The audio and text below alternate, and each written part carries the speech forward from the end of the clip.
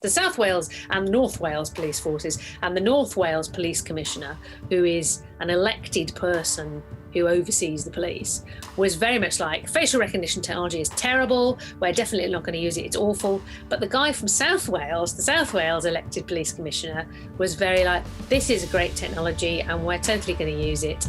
I am Caleb Dinsey, a precision ag specialist living in Aurora, South Dakota, and you are listening to the Vance podcast. Timandra Harkness, welcome to the podcast. Thank you. It's great to be here.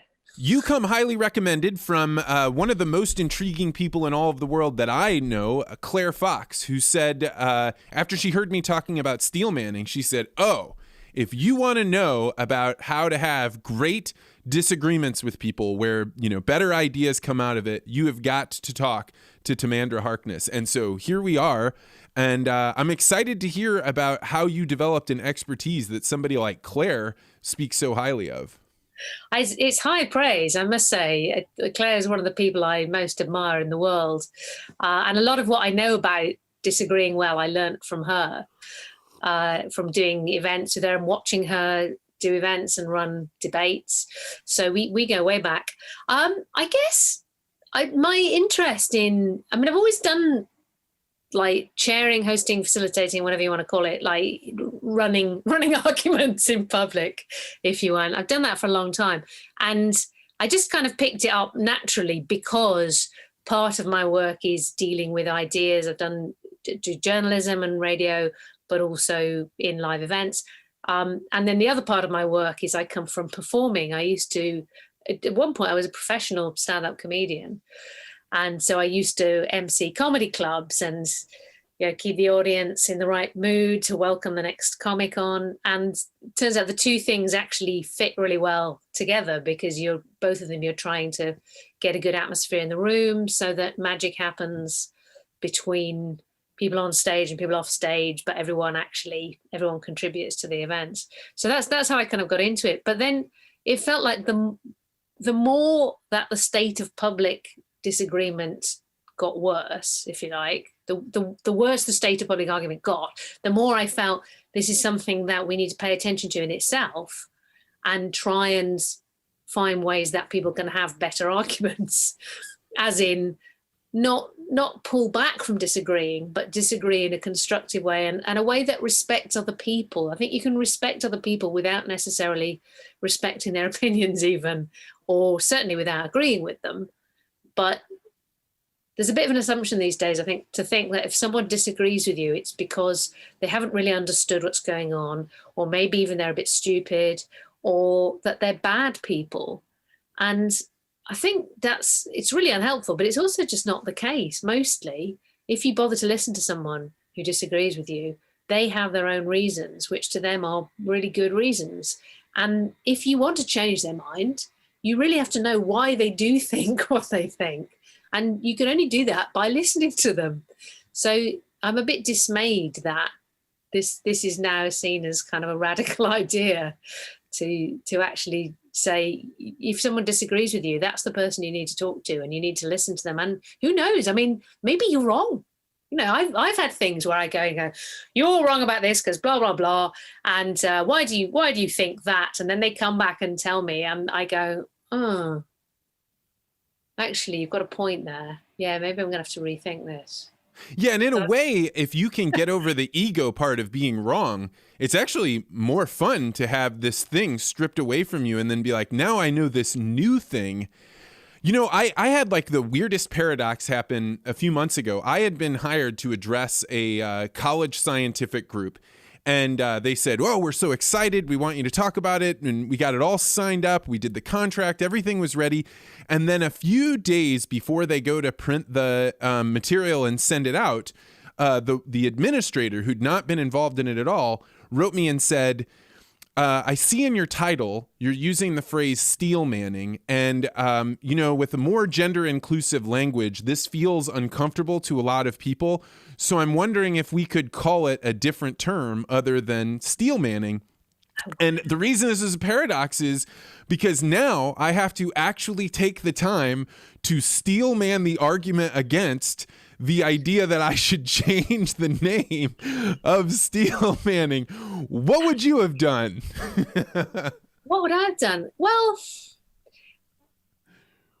I would have said it's called steelmanning because it's the opposite of straw manning. And if people recognize the idea of a straw man argument, then this is a starting point for a different way of thinking about it. It's a tricky one because a lot of these things are very much about context, I think.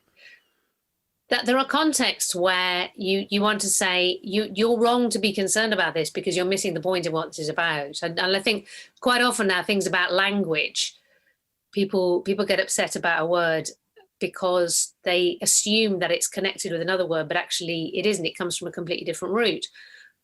But then there also comes a point where if somebody's going to be an obstacle to the subject you want to talk about, then is it worth having an argument about? So if they're really, really upset about steelmanning, then, and you can think of another word that says the same thing, then, then maybe call it something else. But then it's in itself perhaps an interesting topic to raise, to say, I was originally going to call it this, and I was asked to change it because of this perception. And what do people think? And, does it matter if you hear a word that doesn't normally include you? And why do you think that? It was interesting actually because I've just had the radio series on BBC on Radio 4 called Steelmanning, and we originally called it that. Radio works very, very slowly in terms of commissioning, so we called it that, and that was a follow-up to an earlier series I did called How to Disagree: A Beginner's Guide to Better Arguments.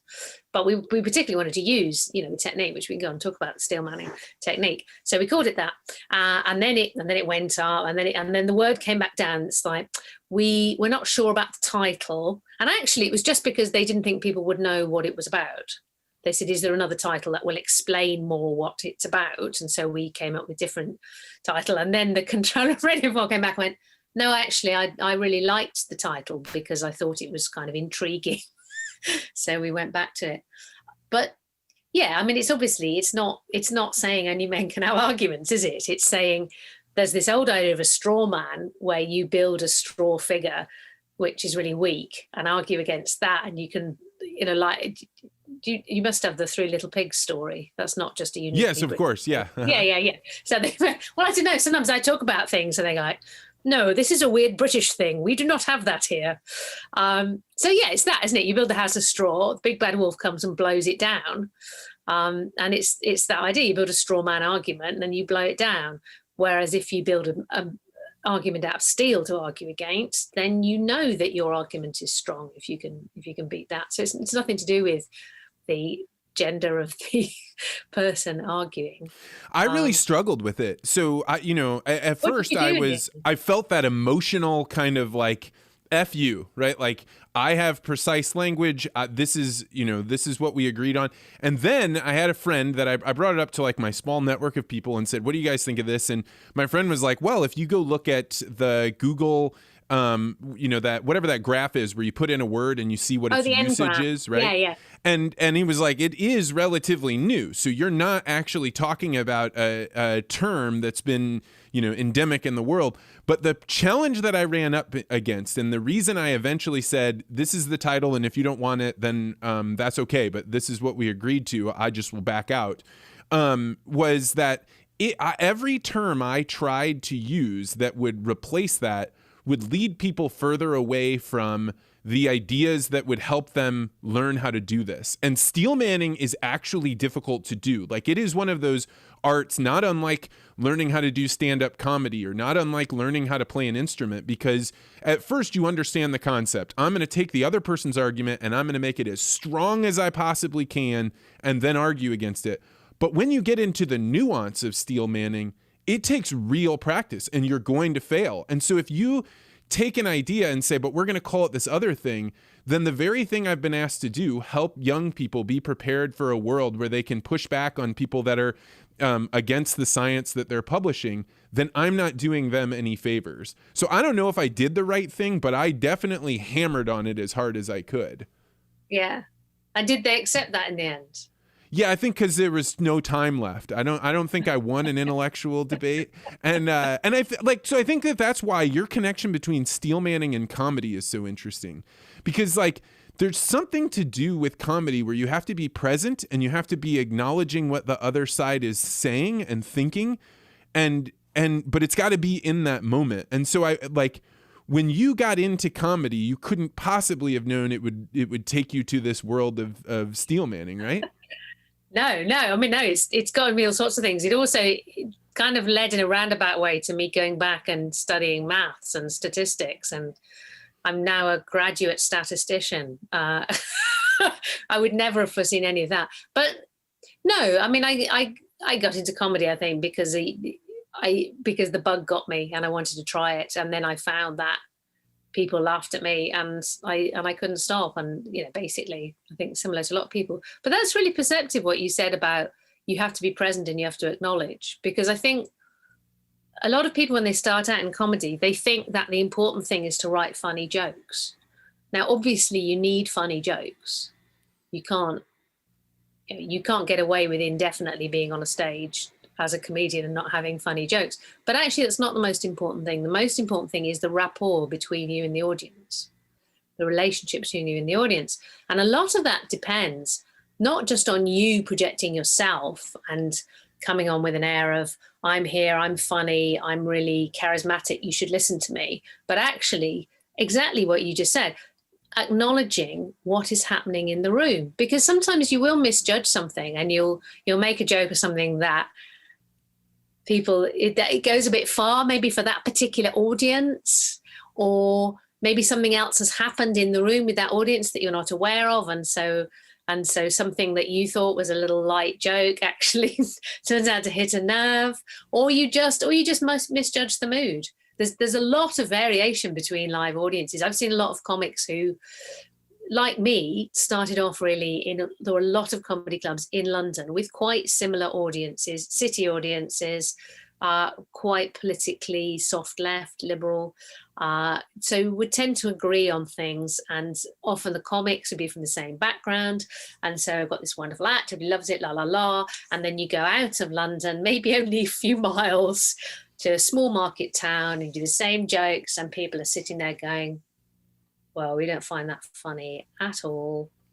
I remember a night after an election night in the UK, and the Labour Party, which the left party roughly, had just won, and so everyone in London, everyone in Islington, North London, was terribly happy, and we went out to this, again, it's a market town, not that far out of London, and I just thought, I am not going to assume that all the people in this town voted for the Labour government, because they're quite different people. And the comedian before me went on and was all this, isn't it great? Labour have won. Like, it's really frosty. Like, yeah, you can't assume that everyone thinks the same. So anyway, sorry, to come back from what you were saying.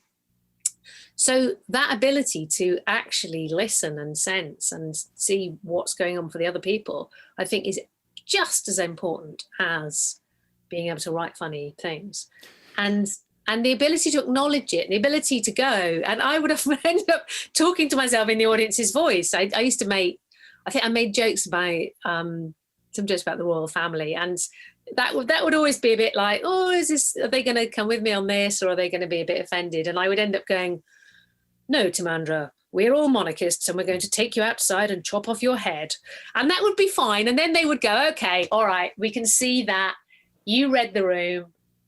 You could see that we didn't agree with you on this. You've acknowledged that. That's fine. We can be friends. Let's move on. But I actually hadn't really consciously thought of that until you said that. But you're absolutely right. I mean, and I think with the steelmanning and the being present in the moment, like, I often say, like, if you are ever in a situation where you notice the other person is raising their voice with you, it's because they're not even aware most of the time that they're doing it, but it's an unconscious thought that thinks, well, if they're not agreeing with me, it must be because they haven't heard me, and therefore I have to get louder. I have to put more emotion. I have to tell them, alert them to the idea that you should be present here, and that steelmanning allows people to feel like, okay, this guy actually really does know my point of view. And so I don't have to fight through to get to make sure that they understand what I'm saying. And I've never thought about it in this comedian way, because but having that feeling and that rapport with the room is the exact same thing. If you're going to change anybody's mind, you're not going to do it if you don't have rapport. Yeah, exactly. You're not going to change their mind by just talking louder.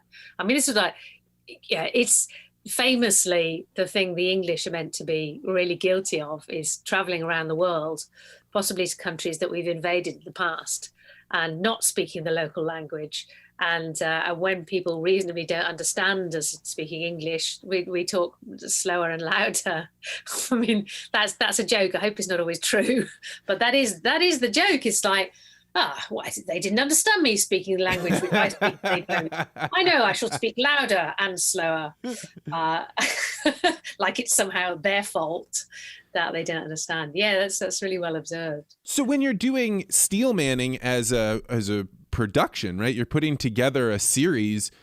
The challenge is that you're doing this over a long period of time, and like you likely don't have a moment, or maybe you do, where you're like, oh, my mind's been totally blown about this, right? Like you come at it slowly. What was it like to try and translate the idea of Steelmanning into something that takes a long time to put together?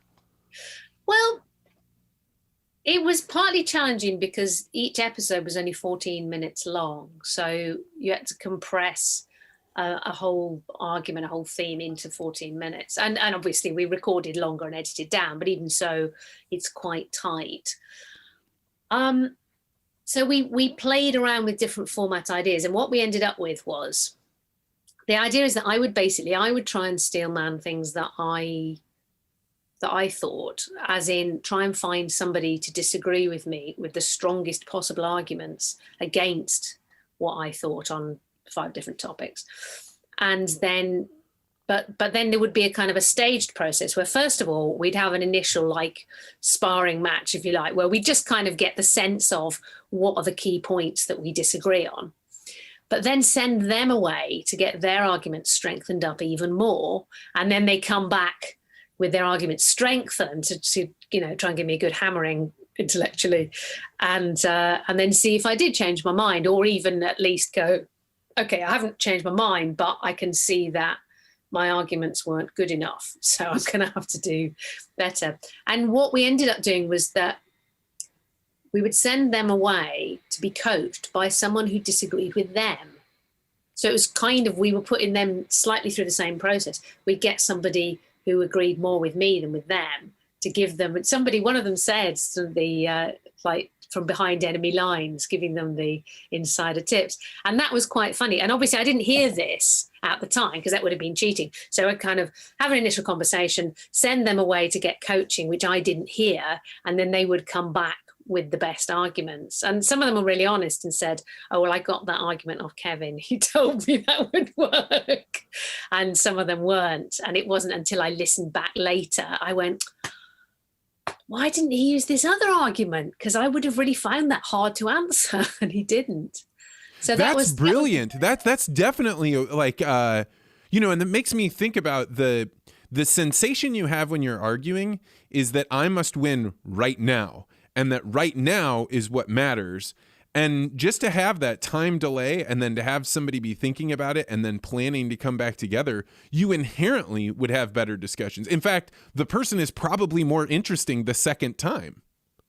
Mostly, yeah. Although I think there was one person actually who was so good the first time that it was almost like she couldn't have got any better.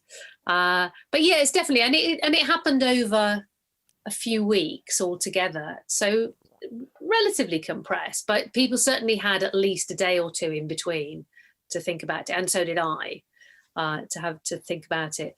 And they were by definition quite thoughtful discussions, because for me they were all things that I had thought about quite a lot, which is why I felt like I had enough of an opinion to be worth putting on the radio. And then we would deliberately find the person that we thought was absolutely the best, the most informed, the most articulate person on the other side. And we were very lucky, because it's quite a big What were some of the topics that you hammered through?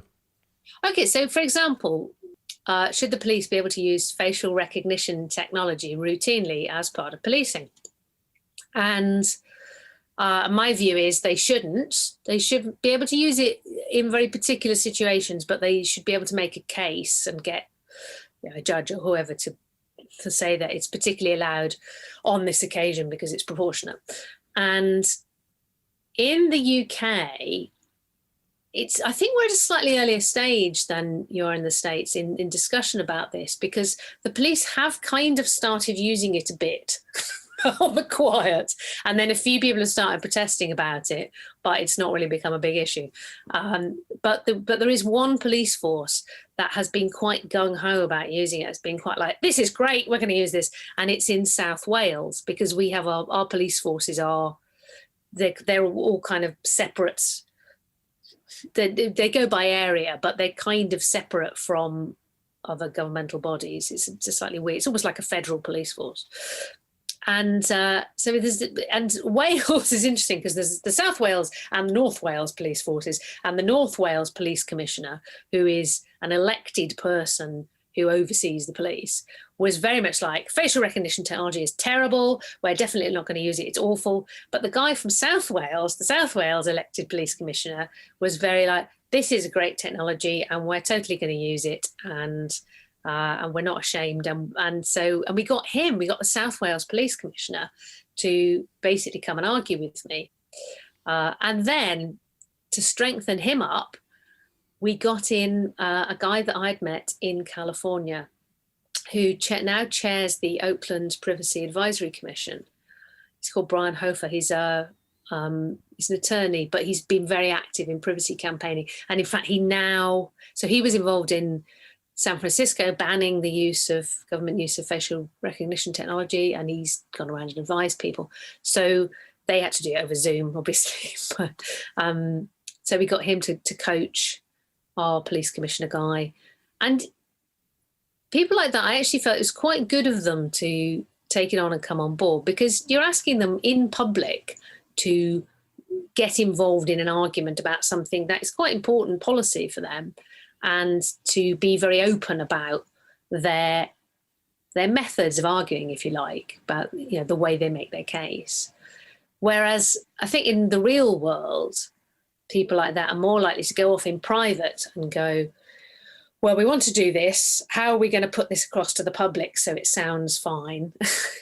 Not even in a sneaky way, but just that, that's politics, is you go, we want to make our best case in public, but the stuff about how we make the case, we're going to keep private. I think that's like the exact challenge with cancel culture, right? Like if you make it so people don't have a place in public for them to air out their ideas, it's not like they're going to stop having ideas. They're only going to have those ideas around people that already agree with them or already agree with shades of what they're saying.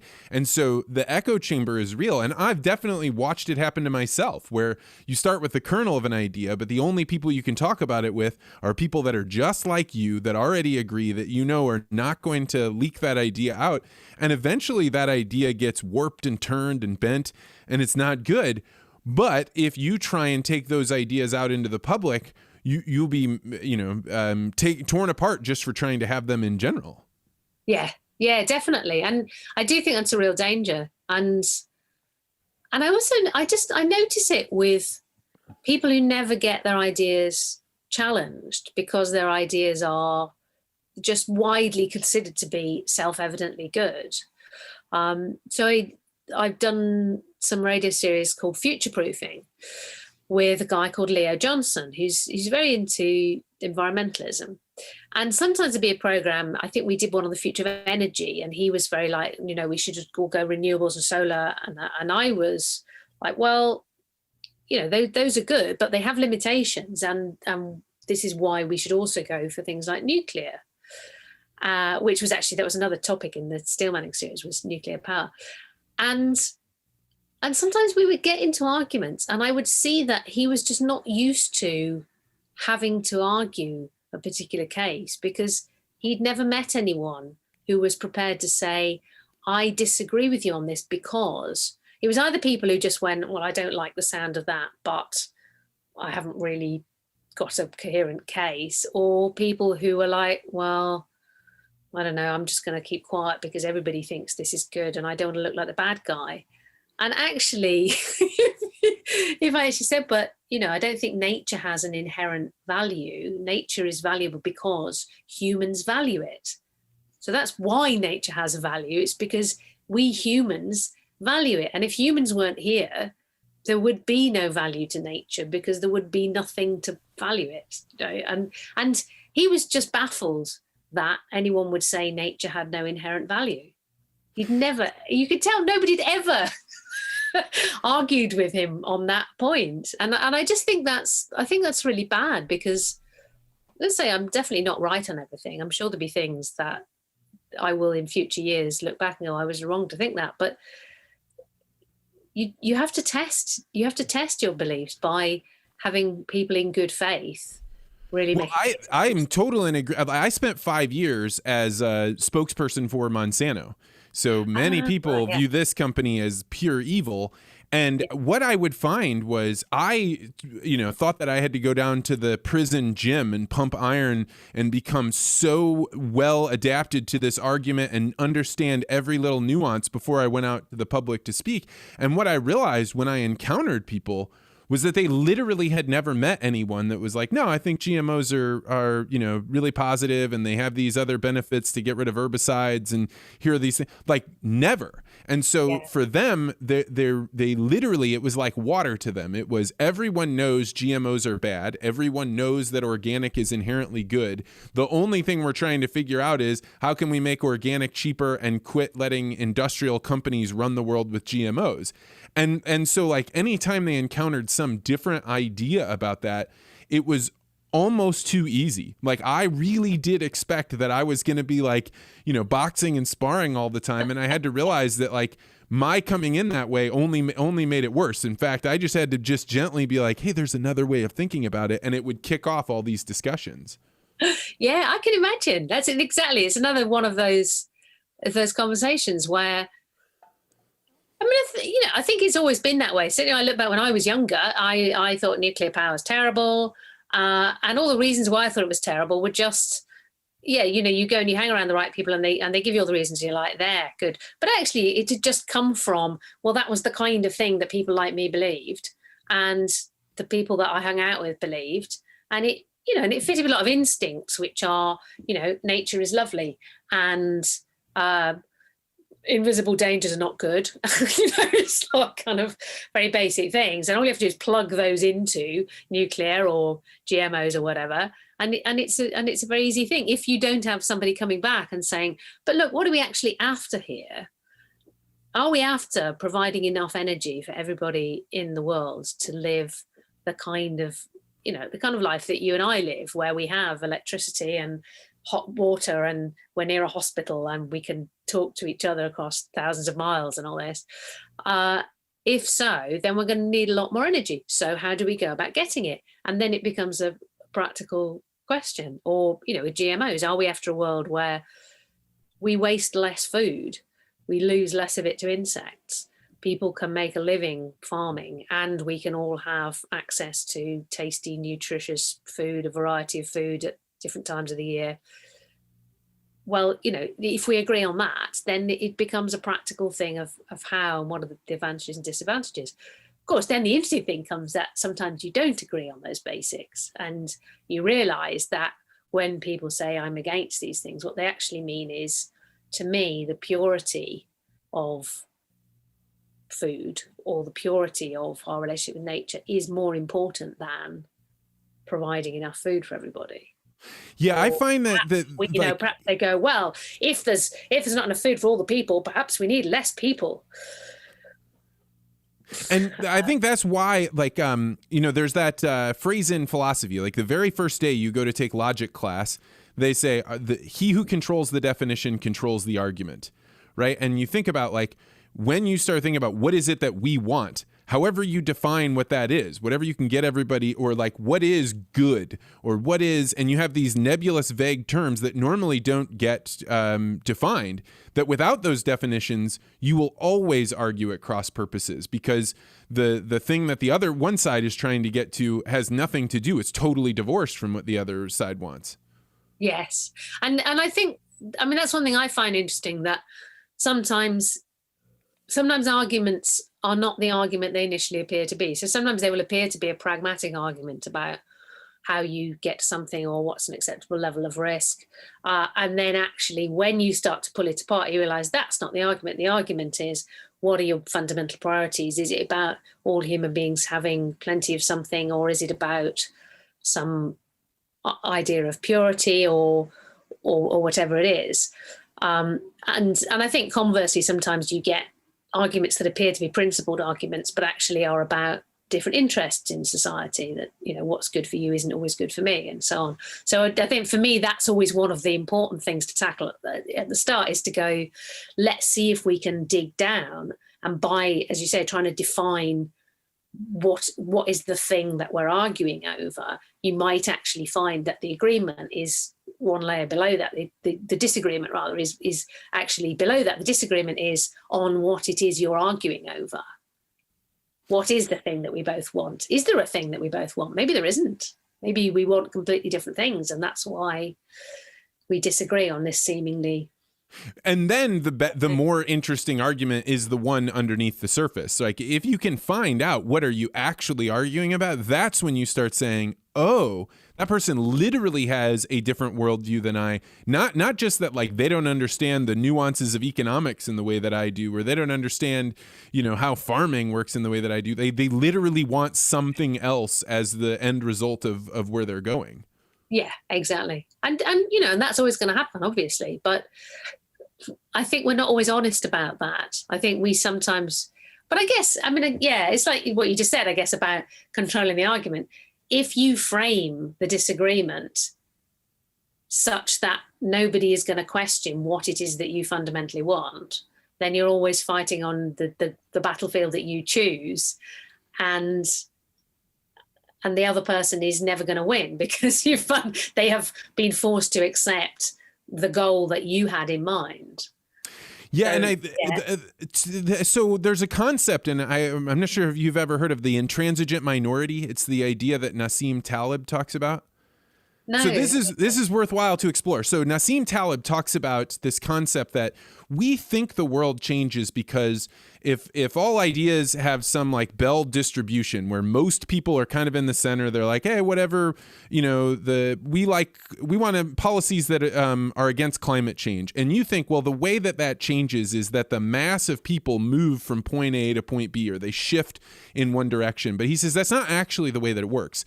The way that culture changes is that there is a small group of people that will not accept any other solution. So they will say, this is the thing that I demand, and I will cause all sorts of problems if you don't agree with it. So an easy one might be vegans or anti-GMO people, right? They can say, I demand that my food not have GMOs in it. I will not accept it. And so if you're, say, for example, doing a bake sale, and you're going and you're looking at like, oh, I've got to pick up some brownies to make for this bake sale. You pick one up that's just Betty Crocker. You make the brownies. You show up. They go to sell them. And the intransigent minority person is like, I will not participate in this whatsoever. If there are GMO brownies, what are you trying to kill everyone? I won't participate. That they may still sell them there, right? But the next time you go to the store to make brownies for the bake sale, you're going to be like, look, if I get the GMO brownies, then Sue is going to lose her mind. So it's easier for me just not to do this. And then you shift a little bit. And then that ultimately is how the tables are almost always slanted in favor of the group that absolutely refuses to negotiate at all. That's really interesting. Yeah. I'm not sure that's always true, though. By always, I mean, I think there's a certain amount of that says something about the here and now, that I think as societies now, as certainly as kind of, you know, developed Western societies, we are quite geared up to accommodate intransigent minorities, because we are quite geared up to say that people getting what they feel is important to them is really important. And it's so important that it's reasonable to reorganize great chunks of society around that.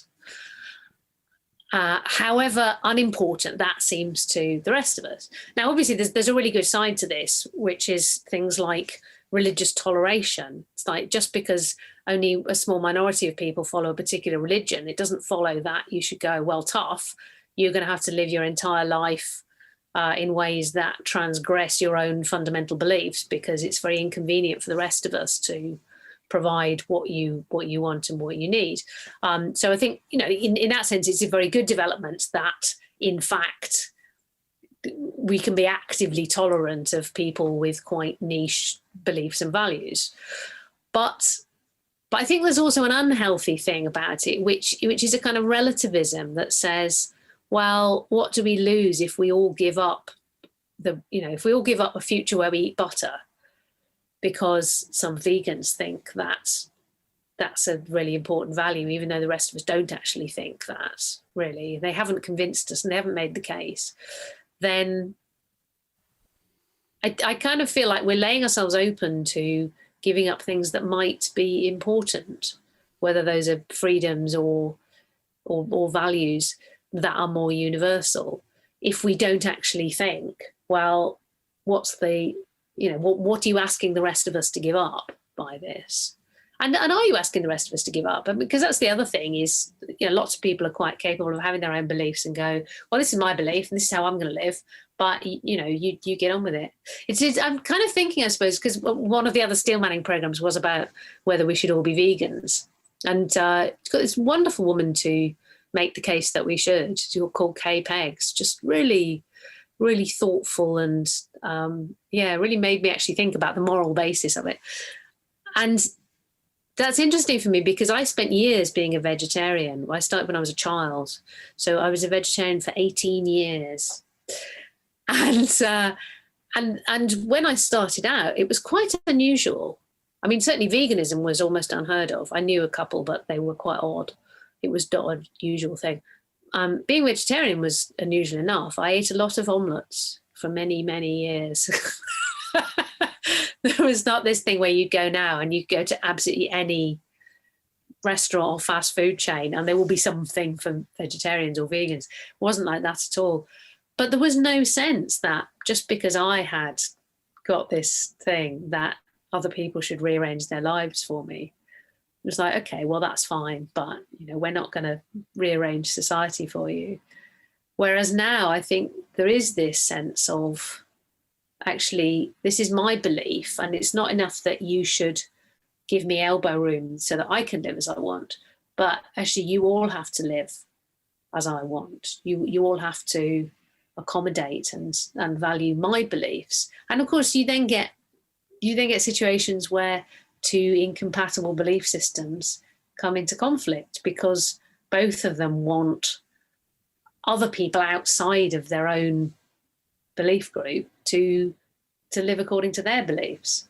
And we don't seem to have good ways of dealing with that now. We don't seem to have any kind of idea that there are shared civic values, if you like, that we can agree on and go, okay, well, toleration is important, but freedom to live as you want and not as someone else thinks you ought to live is also part of that. And therefore,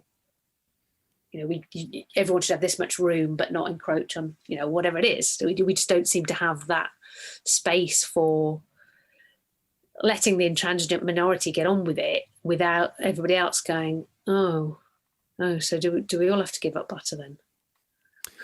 And we have this democracy is not altogether different from mob rule if you don't have free speech, right? Like the thing that keeps democracy from being just the mob getting together and saying, we've got 51%, and so everybody else has to endure whatever we believe. The major limiting factor there is the ability to argue. And you did a video, or I saw a video about the personalized century and about how people are using technology. And I found myself like falling down into I had a set amount of time I could research you, but I started watching this Personalized Century, and it was extremely insightful, because I think that some of the things you're talking about are what are guiding us down a path towards a mob-ruled democracy, as opposed to a robust and exciting heterogeneous society. Oh, well, I'm glad to hear that, because I've got a book proposal out at the moment on that very topic. So I'm hoping that's going to be my next book. Yes, I think that is part of the problem. I think, and it's that we have the sensation that the past was a mass society. So maybe our grandparents' lives, they lived as part of a mass society, and everybody got, same size fits all, and were treated as masses, and, healthcare and warfare and marketing and everything was done to people en masse, and it was all a bit faceless. But now it's the 21st century, we've emerged as individuals, and everyone can express themselves. And isn't this great? But actually, what I realized, and I kind of started from the technology and then zoomed out and went, well, actually, that's the sensation, but it's not actually true, because a lot of these things we are still treated as part of a mass. It's just that what used to be, they used to about 100 years ago, they used to segment the market. So they'd go, oh, we're going to market this to farmers in the Midwest or to factory workers in Chicago, because we know that they're different sorts of people and they'll have different amounts of money and different concerns and different things they want to buy. So you would be targeted, but in this very broad brush way. Now you're targeted according to loads of really niche things, like what you last searched for on the internet, or, obviously still things like your age and where you live and your income, but things like, well, if you're on the internet, what device are you using? Because we can make assumptions about you based on, are you using an Apple Mac computer or an old laptop or whatever? And so we get the sensation it's all personalized, but actually it's just mass marketing, but the niches are tiny. But from our side of it, it's much worse, because we're not part of a mass, because we're doing all these things as an individual. We don't get the support and the solidarity that we would get from being part of a mass. So we don't get to confer with each other and go, you think of the poor old Uber drivers who Uber keep trying to say they're not workers. We have a free contract with them. It's like, well, I don't know, you set the rates and tell them where to go. And so it sounds like they're workers. It's just you don't want to pay them any sick pay or anything. But the Uber drivers, they don't all go to work in the same place. It's not easy for them to confer with each other and go, I'm getting this. What are you getting for this? Don't you think we should organise and do something about this? Because we're doing things as individuals. So I do think that's part of the problem, that we are, we're doing everything as individuals. We're quite atomised. And so if you think about how public debate happens, it's very easy, because you're doing it through social media, that you fall into a niche of people who think like you, and then when you do encounter people who don't agree with you, you suddenly feel like your whole identity is threatened. It's not just, oh, here's someone with a different opinion. It's like, well, my identity now depends on being seen as somebody who thinks this. That's the fascinating part about social media, right? Like, it turned what could have been a meritocracy or some sort of other thing to our conversations being honor culture, where if somebody besmirches my reputation, I will be, people will look down on me. I may be unfollowed. I may lose social status.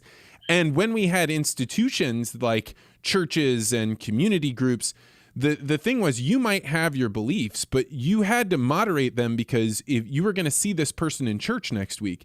So if you completely obliterated them in an argument this week, then next week you've got to see her again, so you had to find a way to moderate what you're thinking. And then that allowed you to also hear other ideas without them being threats against who you are as a social symbol. And that to me is like, then you get into these weird kind of, exactly to your point of, you're an individual, you're thinking like an individual, but you're also a part of this mass. You're being marketed in this weird way. Like, I think so much about the way we are bonded together as human beings has changed in the last 20 years as to be nearly impossible to understand. Yeah, I think that is the big change. I mean, obviously lots of things have changed in the last 100 years, but I do think that is a massive change, that our collective lives have been so eroded, and yet we can connect through technology especially, but it's always as individuals. So we have this completely different relationship, not only with institutions and so on, but also with each other.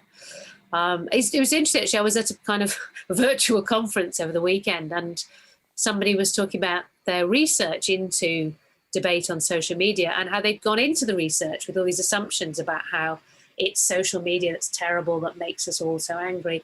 And what they'd actually found was that it wasn't so much that, it was that the way we used social media, which came out of kind of the way society is run now. So they said, we realized that people don't go into social media either to discuss things or to have their opinions validated. They go into social media to build their identity, and their identity as part, as individuals and also as part of the group of people they agree with. And that's why the exchanges rapidly get so heated, is precisely because of that, your identity is your opinions. So if someone disagrees with you, it is, maybe we should bring back dueling. Maybe that's the answer, that if you can only be that rude to people on social media if you are prepared to go out with maybe swords rather than pistols. But it's like, actually, you've got to meet and have a sword fight before you're allowed back on Twitter. So the technology that I think is going to rock our world again, probably as dramatically as social media, that I don't see people talking about, is virtual reality. And just last night, I got together a group of people. We have I run a network called the Articulate Ventures Network, and we have an underground bar. So if you're a part of the network, we'll send you a link, and whenever you want, you can pop in there with a group of people. So last night there were, I don't know, maybe 7 or 8, maybe 10 people there. And you see what happens is that people break out into clusters because there's 2 different rooms in the bar. And if you're standing far enough away from other people with your avatar, you can hear them talking like in a bar, but you're able to carry on a conversation without being interrupted. So as discussions happen, people come and go, but you are aware that other people are listening to you, and that you have to give a break for air. You have to turn and talk with these other people. And I don't think it's going to be the panacea or solve everything, but it is way different to have a disagreement in a virtual reality space where you can turn and look at people than anything you just see just blankly on your phone, like through Twitter or Instagram. That's really interesting. I was the end of this virtual conference, they did a kind of end of conference thing in a platform called Gather, which was quite interesting. It's not virtual reality, but it is set up so that there's a very crude grid plan space. So it's more like, I don't know, not even as sophisticated as Minecraft, probably like a very early computer game. But you got little squares, and you make your little avatar and you can move around the squares. But then when you get close enough to people, then their pictures pop up like a bit like a Zoom conversation, and then you can hear each other. But when you move away, you stop hearing them. So it's the closest thing I've seen to like being in a physical space with people where you can wander over and wander off again. And it does have that nice thing of you can, like at a real party, you can vaguely see who else is there in the distance, but you can see and hear the people that you're close to. But I think the virtual reality would definitely add something to that, because there are all those subtle normal cues that you get in real life, like eye contact and body language, that you can literally read the room. Like we were saying earlier, you can get a sense of not just the very literal, I say this, you say that, but how is this going down? Am I making people uncomfortable? Are they making me uncomfortable? Are people interested? Is somebody dying to come in and argue with me? No, I'd be really interested to see that. I mean, obviously, I hope that we'll soon be back in real rooms with real people. But there also are advantages to the virtual connection, I think, because You don't have to. I mean, here are you and I, however many, thousands of miles apart, and yet we're having a very natural conversation.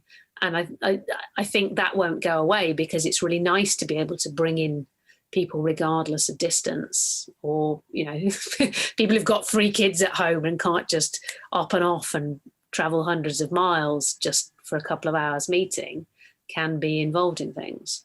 So that's a plus. It's an interesting thing, because I think when we were all excited about the internet at first, we thought, oh, well, the next time somebody's making a case for the Iraq war, then I'll, as a citizen, be able to get on the internet and find a citizen of Iraq, and we'll be able to talk and figure out, like, do you guys really have a dictator? Should we be sending somebody over?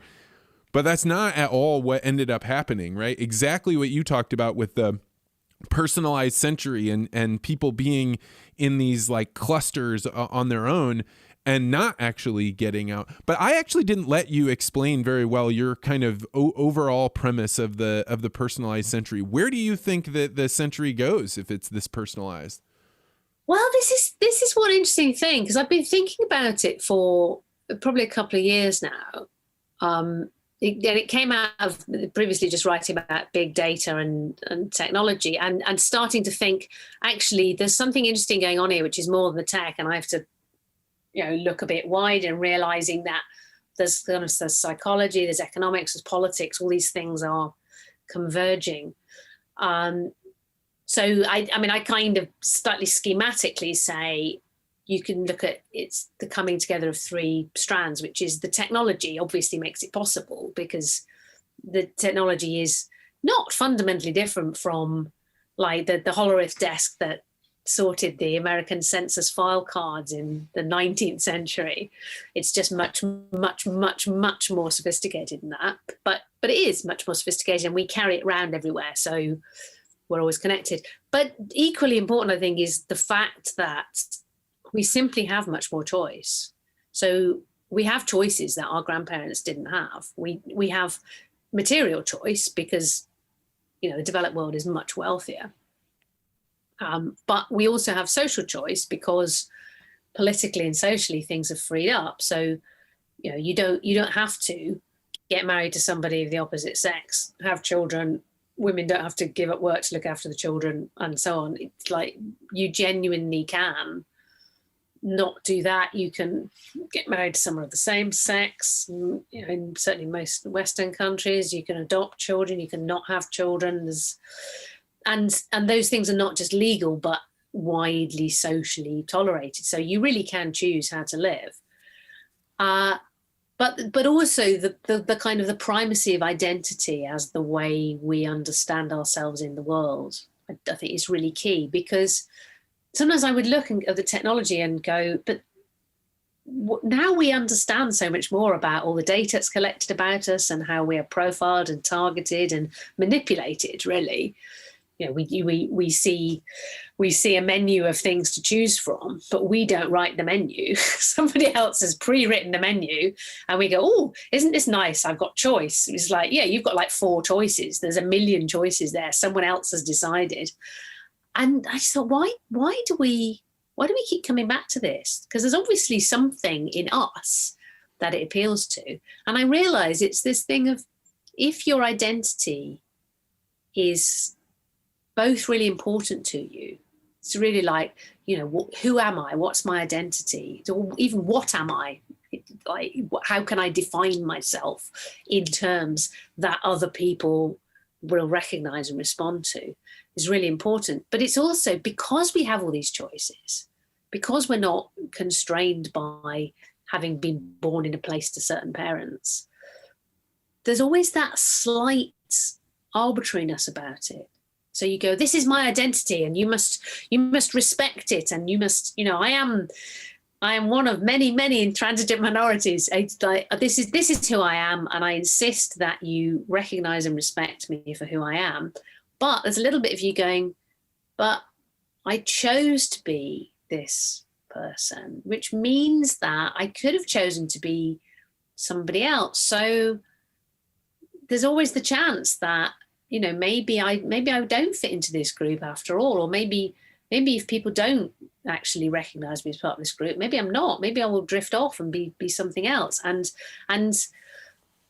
so there's just that little bit of insecurity. And that's why that's why social media is so brilliant, because you're constantly putting stuff out there going, this is who I am. And people go, yes, we see you. That's who you are. And you go, phew. And that will keep you going for however long. And then a bit later, like, I just want to check that people, oh yeah, no, people still recognize me for who I am. I think that's the genius of it. And social media is the very obvious one, because we are constantly putting out a persona. This is me, but better. This is me, but more interesting and witty and with better photographed food, whatever it is. I mean, that's such an interesting paradox that you present there, because it's like, okay, if everything is up for grabs, you can choose it, then the world is exactly what you make of it. We can change anything, that nothing is immutable. Or if you go the opposite direction and say, I didn't choose this is just who I am. Either way that you construct that identity, they can't both be true at the same time. And yet we live in a world where they are interchangeably, like, whichever suits me better. I am who I am. This is the way that, nature created me, or God created me, or I can construct and be anyone I want to be. I'd never really thought about that hellscape paradox inside of our brain. Exactly. It's this massive paradox. And it's we've always to some extent, I think, had this thing of, I am not quite the person that other people think I am. There's a public me, and then there's an inner me that nobody really understands. Especially when you're a teenager, I think we all nobody really understands the inner me. Well, that's why Harry Potter relates to people, right? They're like, because everybody kind of secretly thinks that they were in the wrong family and that they're a wizard. Yeah, I've got magical powers. Yeah, or Twilight. Remember seeing the film of Twilight? No. And it's not a great film, but it was brilliant for teenage girls, because you've got this girl who she moves to Washington State, where everything's kind of moody and whatever, but she's very moody, and she literally is like, oh, all these the kids in my new high school, they're all very nice, but they don't really understand me, because I'm kind of more deep and than they are, but they don't get it, except this one guy who gets it, who's a vampire, and only he understands me. And yet even he can read everybody else's mind, but he can't read my mind, because I'm too mysterious, and that's why he's attracted to me. And then you just watch it go, yeah, that's totally what it's like being certainly a teenage girl, but I suspect any teenager. Oh, teenage boy too. Yeah, nobody really understands me, because I am much deeper than everybody else. I can see the multitudes inside of myself, and yet the other people that I look at, I would share my ideas with them, but they're really not deep enough to understand it. Exactly. I mean, I actually hear this all the time from young people that are in college to all the way up to people that are 40, 50 years old.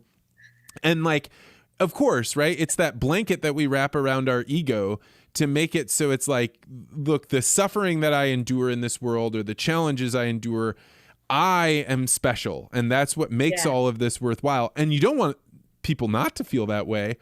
But if you feel it too much to an extreme, you have really uncovered a paradox I'm going to think about quite a bit going forward. I think it's fascinating, because it is it's exactly that. Both things are simultaneously true. It's like, this is my inner essence, and this is who I am. And if you do not recognize me as this inner essence, then I will literally cease to exist. But at the same time, my freedom and my self-determination consists in my being able to choose who I am, which sounds very empowering. But then if you've just chosen that, which is great, then it's not your inner essence, is it? And so you shouldn't care so much whether other people affirm it and recognize it, because you've chosen it. I do think it's really interesting, and I think we're only just starting to see how important it is as a driver of other things. Because then when you see it like that, you think, well, of course the personalizing stuff makes complete sense, because if you are the center of the universe, as in, there's this inner essence which is you and who you really are, then you of course you want the rest of the universe to just reflect that back to you, and only show you things that you can buy that will allow you to truly express who you are, and only show you television programs to watch that will respond to the deeply meaningful and poetic person that you really are, and all this kind of thing, and it feeds that sense of being at the center of the universe. And rationally, of course, we know that everybody else gets the same, right? It's like rationally we know the universe is not organized around us. But on that emotional level, we want to feel that the universe is revolving around us. And that's the illusion of everything being personalized, is the whole world revolves around you. It isn't that lovely? It's like being a child again. Yeah, there's something that the warm blanket that wraps around you, because human beings are the only animal conscious that they are going to die in the future and not have a sense of it. Die? Yeah, right. Nobody told me that. Shit. How long have I got? So one of the things that I think about when people contemplate things like death or who they are or their multitudes is that, like, as you get to a certain age, you start to be able to discern that there are voices in your head that are talking with you that you don't control. And you could write that off as like some form of schizophrenia, but the like root example that I use is it's time to go for a run in the morning and there's something inside of you that says, no, you don't have to go for a run. That's fine. You can go sit down, right? And then if you start really thinking about it, you realize there are all of these competing voices in your head for urges. Let's go have some drinks tonight. Not just one, but let's have 10. Or let's, you should really go watch television and take a break. And then you start realizing, like, I am some set of voices that I don't control, and yet they're me. Do you have this? Do you know what I'm describing? Yeah. Yeah, definitely. I mean, I don't, do I say them out loud? I possibly do say them out loud on my own. But yeah, I definitely have this inner dialogue going on between, there's the me that goes, no, come on, if you don't do this, you'll be sorry later. Like, oh, it is raining though. Yeah, but come on, you know what will happen. And I sometimes have little dialogues between past me, present me, and future me. When past me, when present me is looking at past me and going, why did you do that? You're an idiot. Look where you've left me now. Thanks, past me. I now have like a week's worth of work to do in 2 days. And now it's sunny and I can't go out. And future me is going, yeah, you're talking a good game now, present me. But where am I going to be in a fortnight's time, eh? Because you're so busy talking to past me, you haven't actually sat down at the computer to start your work. So yeah, I'm projecting into the future, like what future me will look back and reproach me with as my way of trying to get myself to do things. It's almost like, it's not quite my conscience, because it's usually quite selfish things, but it's like trying to go, well, what am I going to wish that I had done today in 2 weeks' time? This is why this is such a fascinating question to me, because everyone has some different way that they're having this dialogue. And someone described for me not all that long ago that if you think of the Greek gods not as gods on Mount Olympus, but that Mount Olympus is inside of you and that each one of those gods is a different voice that's within you.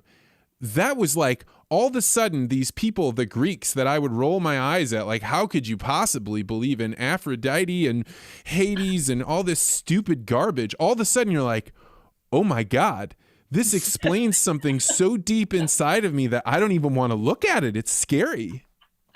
That is so plausible, actually. Yeah. Oh no, I'm gonna be hearing things in their voices now, and they get up to shenanigans as well. I can be like, what are you guys doing in there? Stop it. Right. And all of them. And so your personalized century did this to me. It got me thinking in a totally different track, where you realize, like, it's difficult enough to be controlling these voices inside of your head. And by controlling, I mean just like figuring out which side of them I should listen to, which one is getting me into mischief. Sharing and which the meeting. Yeah, right. Exactly. Who's chairing the meeting? And that, like, Zeus is a great example, right? Because he's supposed to be in charge, but other gods get off and do weird things, and then he kind of comes in, but he also does some stuff that you're like, you really shouldn't do that. He's busy shagging around, or whatever we call that these days, being polyamorous, whatever it is, but disguised as a swan. I mean, it would be like if this was a company and you go, and here's the founder and CEO. Oh, sorry, he's currently disguised as a bull having an affair down on Earth. You'd go like, whoa, well, this place needs some shaking up. So I'm trying to like make sure that you know that this is a reflection back to you, that like your personalized century thing made me wonder, is this somehow spinning that internal conversation that we're having in it must be spinning us off in a direction, right? Because those voices that you have in your head, like if I read a tweet from you, it's entirely different for me to watch you, look at you, hear your voice than it is for me to read what you're doing, because I'm not actually reading you. It's the voices in my head are somehow interpreting that. And I know that I sound like a schizophrenic, so it's hard to have the language to know how to discuss this. No, I think you're right there. And I think psychologists have actually studied this and gone, it's a bit of a myth that we are a kind of unitary consciousness, that at any one time we will have different voices or different personalities or whatever pulling in different directions, and sometimes it is about, can you at least get a majority vote inside you to decide to do something, and sometimes you can't, and sometimes you will continue to be divided. You get people who lead divided lives for years and years. I always find this amazing, people who kind of live one life and then they suddenly do something and you suddenly discover that actually there's been a kind of alternate them inside all this time, but that was just in the minority, that maybe, and it's just suddenly gone, no, I'm doing this now, and I'm off. I do think, I think the psychologization of life, I think, is part of what's going on. That each of us, what's going on inside each of us individually has become very important because everything is personalized. And also, but then the flip side is that's why everything's become personalized, is because not only is each of us obviously very conscious of what goes on in our own minds, but now it's very normal for society to be very concerned with what's going on inside each person's mind. And I mean, look at the way that mental health has become a massive thing for government policies and for companies. Now, and obviously there's a very practical thing there, which is that, a lot of people are very depressed or, have other mental health problems, and it's a problem for them and it's a problem for society. So you would obviously want to do something about it. But the idea that what goes on inside each person's mind is the business of government is quite odd when you think about it. It's like, well, hang on. I was working at a major. Go?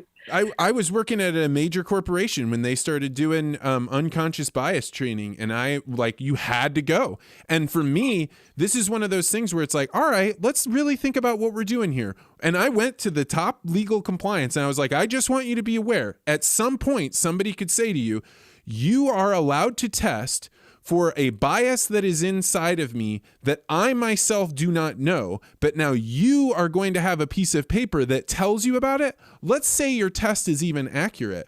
What the hell right do you have to know what's going on in here? Because what you're actually getting is the output of my work, not the internal working of my brain. Yeah, I think that's a really good example, actually. And by good, I mean appalling. I think, exactly that. The idea that it's any business of your employer what goes on inside your mind is extraordinary, isn't it? I mean, one of the plus sides of capitalism, which incidentally I don't think is the perfect system, but one of the plus sides about it is that there's a clear divide between your public life and your private life, your work life and and everything else in your life. You go in, your employer pays you for the time that you're there, and during that time, everything you produce belongs to them. And then you go home and it's none of their business. And now, not only are a lot of people working from home, so their employer does get to be in their house, but also they actually feel they have the right to get inside your unconscious thought processes, which is absolutely extraordinary. I mean, and in the United States, you're not allowed to give somebody an IQ test.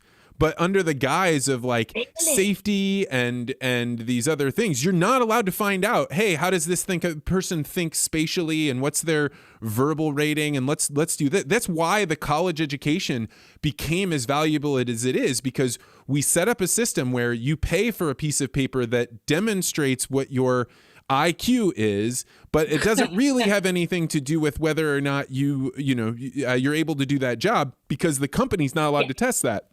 Really? But now they're allowed to test your unconscious bias. It's absolutely absurd.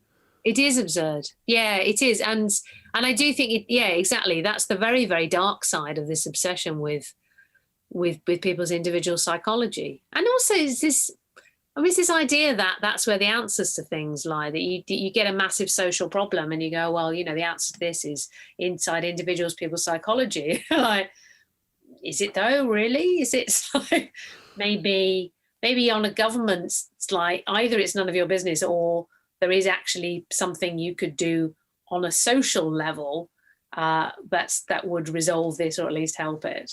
So you're actually a great person to ask this for the steelmanning capacity that you have. I am incredibly torn. In agriculture, there is a suicide problem. I think that the largest group is veterinarians. I think if you go look at the statistics, they are higher than most. And you can imagine it's because their work pressure is very high. It's very dangerous. They spend a lot of time alone. They don't get sleep because they're called out into all hours of the night. So you could say there is a problem of suicide among a certain population. But what the ag companies have done is they have figured out, hey, we can donate money to mental health programs to help the farmers because they have mental health problems. And what this in effect is doing is it's turning the mental health of your customers into a marketing campaign for you.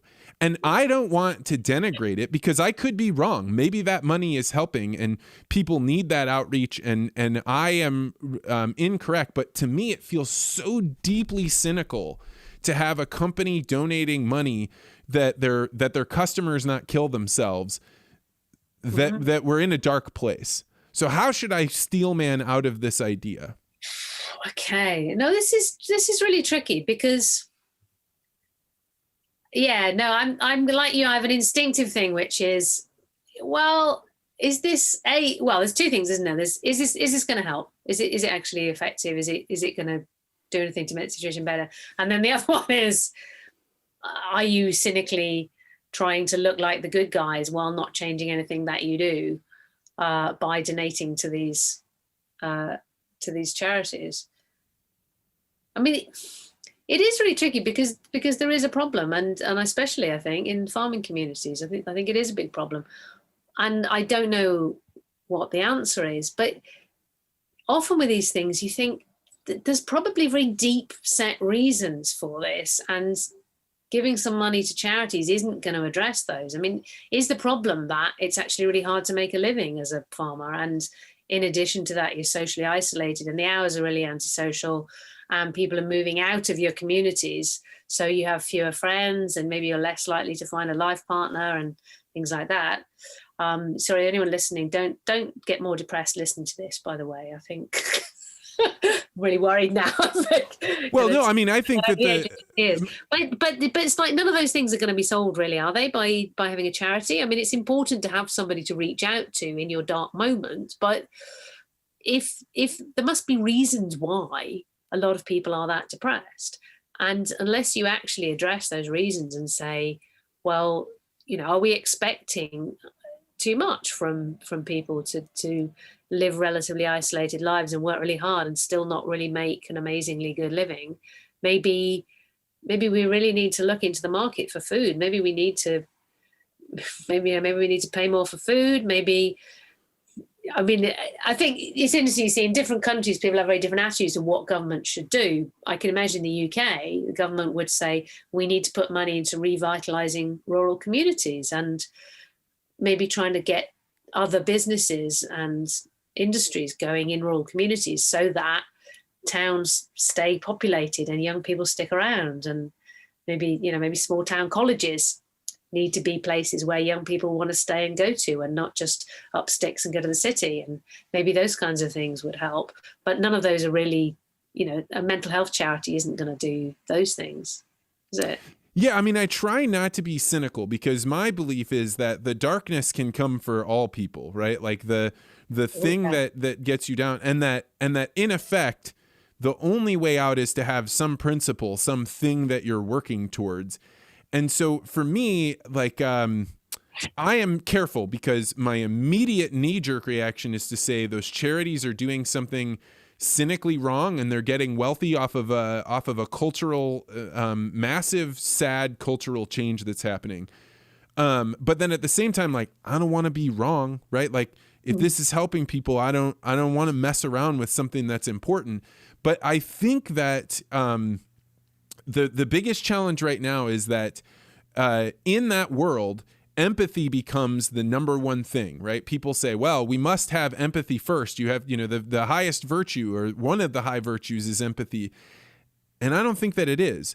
But I also don't think that a corporation has many other options other than to pay to appear to be empathetic. And so it's just, they're in a tough spot too. No, exactly. I mean, you look at that and you go, well, what else could they do though? And there probably isn't much else they could do. I mean, other employers, I'm much more cynical. I know a doctor who works in the health service over here, who's obviously been having a very hard time. I mean, has a hard time anyway, oddly works in mental health. So, is constantly seeing extremely distressed people. But then when she has a hard time at work, the answer is to give her resilience training and training in dealing with difficult people. You're kind of like, okay, but that's kind of what you're kind of doing there is putting the responsibility onto her, like it's somehow her fault that she's immensely overworked in a system that can't really cope with demand and doing night shifts and this, and now having to deal with coronavirus as well. You kind of think, yeah, maybe that's not the answer. It's like, and a lot of people go, I'm really, their companies are very, we really care about your mental health, and we want to be here for you, and do come and talk to us. And they go and say, I'm just really stressed and overworked, and I cannot possibly keep up this workload. Also, now I'm doing it all at home and trying to homeschool, and there seems to be no division anymore between my work life and my home life. And they go, oh yes, that's terrible. Would you like a free online counselling session? Like, maybe not. Maybe what they like is bit less work. Maybe you need to hire some more people to share the workload. But somehow that's not on offer. It's like, no, we'll give you counselling so you'll feel better about it. I do think there is that danger of seeing the solution as, it's like the mindfulness and so on. It's like that. Obviously, there are always things you can't change and you have to somehow cope with them. But sometimes there are things you can change, and what you want is not to become more serene about things that are there. You want to become less serene and change them. And I do think that's a danger, that by focusing internally, you actually, you go, okay, well, I must change myself so that I am more content with my lot in life, rather than going, actually, maybe I shouldn't be content. Maybe this is rubbish. Maybe we could do better. I mean, actually, you said something, it's kind of, you threw something in earlier, which I think is very true, which is the best thing is to have something outside of yourself that's bigger than you.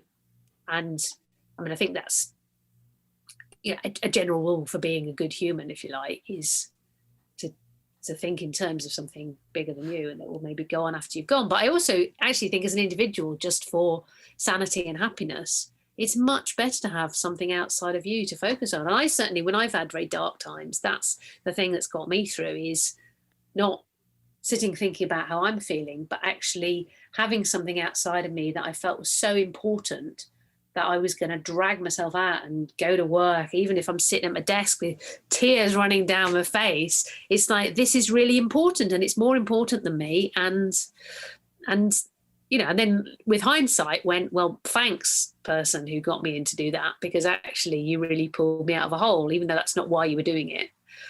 Yeah, I think one of the habits that I picked up a long time ago is that when I'm really down, like when the darkness is all around, I try my hardest to pick out somebody that I love and just write them a letter or call them to be like, this is how you've made my life better. And by the time you're done telling somebody else how they've helped you, you all of a sudden are lifted up because you realize like, oh my God, there are people in my life. And like, I don't need them to cater to my needs or hear my problem or anything. There's never been a time where that has not shifted my gaze. And so I think the only way you keep the gods from fighting so violently inside of your Mount Olympus of your brain is to find a way to get outside, like you were saying.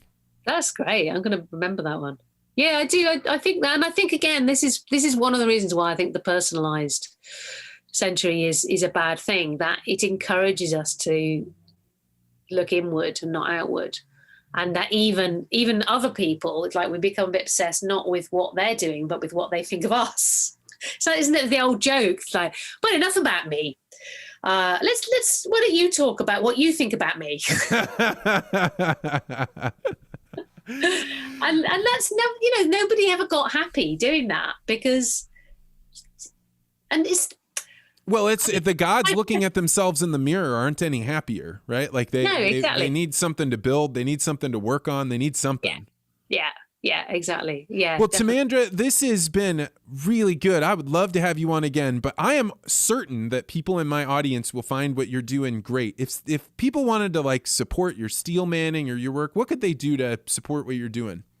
Oh, I meant to have a SoundCloud or something. I have a website which is just myname.com. And my name is spelled as it sounds, timandraharkness.com.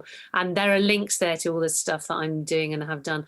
I don't have any, I'm not soliciting financial support. It's absolutely about, I'm all about ideas really. If you find these ideas interesting, then, get out and talk about them and argue about them and, feel free to tell me why I'm wrong.